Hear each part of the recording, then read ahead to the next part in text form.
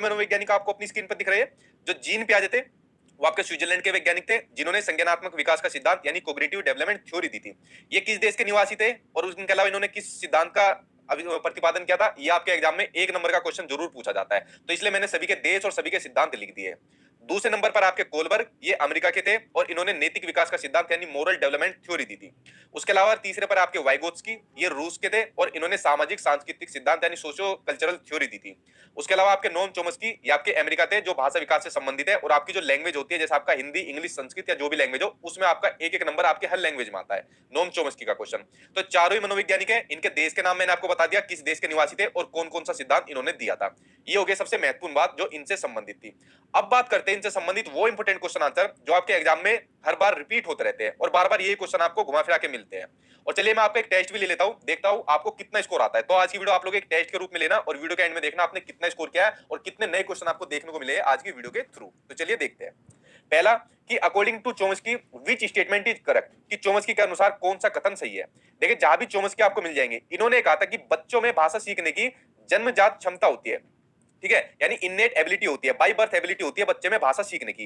जैसे मैं हुआ चाहे आप लोग हुए, जब हम छोटे से थे तो अपने आप ही भाषा सीख गए थे ना, अपने परिवार में जो हमारी भाषा बोली जाती है उसको हम इमिटेशन करके अनुकरण करके भाषा सीख गए। वही बात बोलते हैं नोम चोम्स्की कि बच्चे में भाषा सीखने की जन्मजात क्षमता होती है।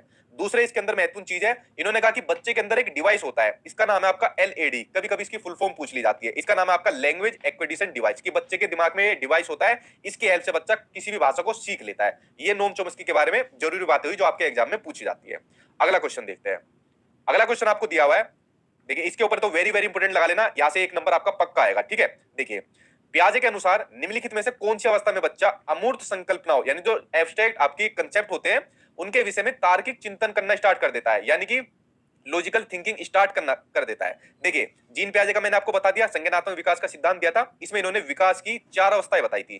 पहले नंबर पर थी आपकी सेंसरी मोटर स्टेज जो कि होती है आपकी जन्म से लेकर 2 साल तक की। दूसरे नंबर पर होती है आपकी प्री ऑपरेशनल स्टेज जो कि होती है आपकी 2 साल से लेकर 7 साल तक की। तीसरी होती है आपकी कॉन्क्रीट ऑपरेशनल स्टेज जो कि होती है आपकी 7 साल से लेकर 11 साल। और लास्ट में होती है आपकी फॉर्मल ऑपरेशनल स्टेज जो कि 11 साल से प्लस की होती है, 11 से 15 साल तक की भी कहीं कहीं दिया हुआ है। तो 4 स्टेज होगी, इनके जो ईयर दिए हुए ये भी आपको पूछा जाता है और इन अवस्थाओं के नाम भी आपके एग्जाम में पूछे जाते हैं। ये तो बात हो गई इन अवस्थाओं की, ठीक है। अब क्वेश्चन ये पूछा हुआ है कि बच्चा अमूर्त संकल्पनाओं, मूर्त चीजें होती है जिनको देख सकते हैं, पकड़ सकते हैं, छू सकते हैं, लेकिन अमूर्त वो हो सकते हैं जो सेम इसका अपोजिट होता है। तो उसके बारे में तार्किक चिंतन जो स्टार्ट करता है वो बच्चा स्टार्ट करता है फॉर्मल ऑपरेशनल स्टेज में, यानी औपचारिक संक्रियात्मक अवस्था जो 11 साल से प्लस की होती है, ठीक है। आंसर सेकंड हो जाएगा। बहुत ही महत्वपूर्ण क्वेश्चन है, वेरी वेरी इंपोर्टेंट लगा लेना, एक नंबर का इससे रिगार्डिंग जरूर आपके एग्जाम में जरूर पूछा जाएगा, ठीक है। और क्वेश्चन कोई भी मत छोड़ना, सारे महत्वपूर्ण मैंने छाट के लिया आप लोगों के लिए क्वेश्चन। अगला क्वेश्चन आपको दिया हुआ है, लॉरेंस कोलबर्ग के सिद्धांत में कौन सा स्तर नैतिकता को, ठीक है, यानी मोरालिटी की अनुपस्थिति को यानी एब्सेंस को सही अर्थ में सूचित करता है। देखिए लॉरेंस कोलबर्ग ने नैतिक विकास का सिद्धांत दिया था, मैंने आपको ऊपर बता दिया था। और इस सिद्धांत में इन्होंने कितनी स्टेज बताई थी, इसमें इन्होंने स्टेज बताई थी 3।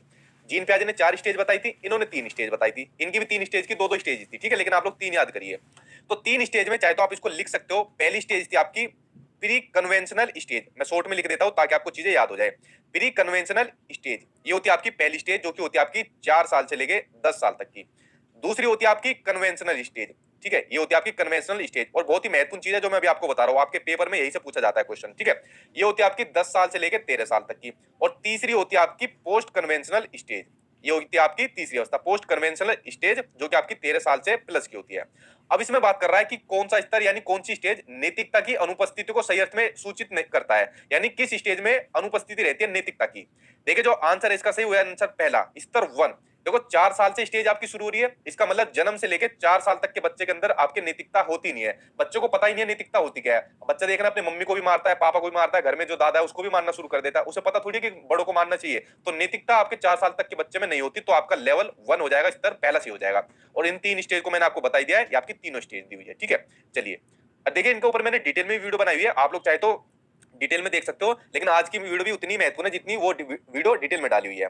अगला क्वेश्चन आपका,